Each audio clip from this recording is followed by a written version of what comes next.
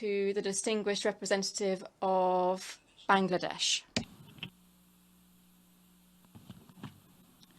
I thank you, Mr. President. I thank the President of the Human Rights Council for her comprehensive presentation of the work of the Council. We commend the Council for continuing its important work despite the challenges posed by the pandemic. Bangladesh attaches high importance to the work of the Human Rights Council in its role as the UN's principal body for the promotion and protection of human rights globally and for ensuring the progressive implementation of human rights obligation by member states and to ensure accountability. As a member of the Human Rights Council, Bangladesh remains actively engaged and committed to the Council's mandate and work. Mr. President, we recognize that the Council needs to strengthen its efforts to bring coherence in its work in Geneva and its facilitation here in New York. To this end, we appreciate the recently held review of the Human Rights Treaty body system and hope that this would help address some of the concerns that continued to impact the full and effective implementation of the human rights instruments. Bangladesh's engagement with Human Rights Council emanate from its deep-rooted commitment to the principles of human rights and fundamental freedom. We are party to 8 of the 9 core human rights treaties. We have also enacted national legislations for implementation of those instruments. Over the last decade, we have made it a priority to strengthen compliance of human rights. To that end, national institutions and watchdogs, including the National Human Rights Commission, have been strengthened. We have also intensified our engagements with the human rights mechanisms of the United Nations, including through universal periodic review and reporting to the treaty bodies.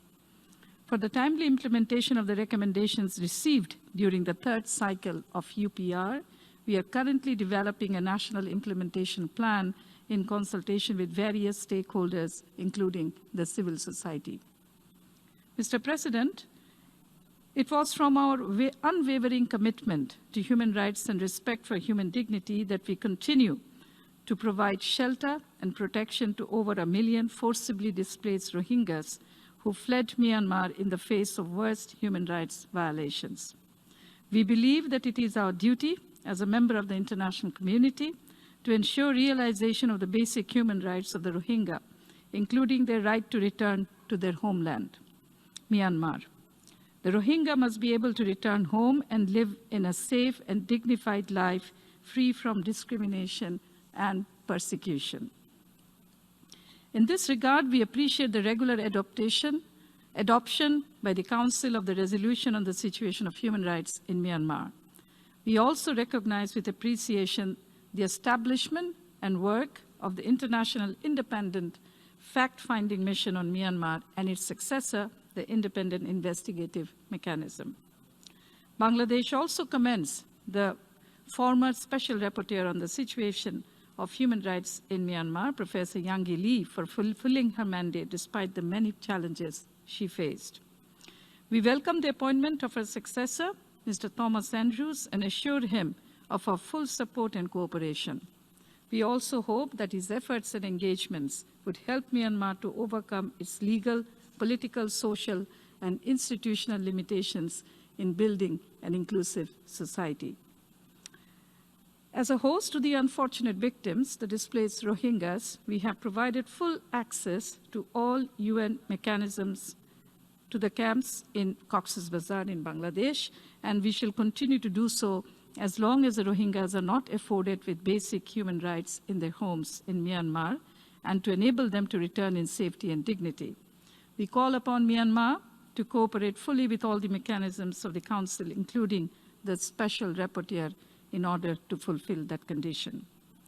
Mr. President, we echo the call of many countries for constructive engagement from the Council. We also endorse the idea of promoting mutual trust and confidence between the Council's mechanisms and the member states. In this regard, Bangladesh would like to add that the responsibility is mutual. The Council is as effective as we, the member states, want it to be. Without cooperation from member states, the human rights mechanisms cannot be expected to deliver. We believe that it is only through a collaborative approach that member states can empower the Council and help it to fulfill its mandate. Bangladesh, as a current member of the Council, will continue to support the work of the President and the Council for the full promotion and protection of human rights anywhere in the world. I thank you, Mr. President.